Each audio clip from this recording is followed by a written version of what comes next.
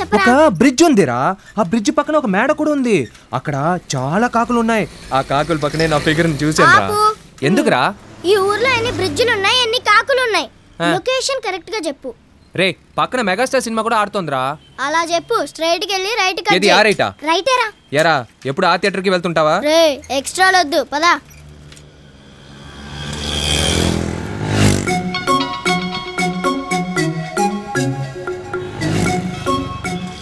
రే, ఈ మేడం ఏదేరా? ఆ అమ్మాయిని చూశాను. అప్పుడేదో కనిపించిందని ఇప్పుడు కనిపిస్తుందా? రే కమలా కళ్యాణ్, నా కోసం తను తప్పకుండా వస్తుందిరా.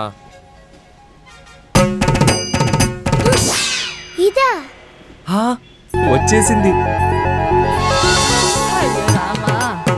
నీ ఎంకమ్మ, దీనికోసం ఇంత దూరం వచ్చావా? ఏరా? అయ్యో రావా. అయినా నీకు ఇదేలా నచ్చిందిరా? నాకు తను నచ్చిందిరా.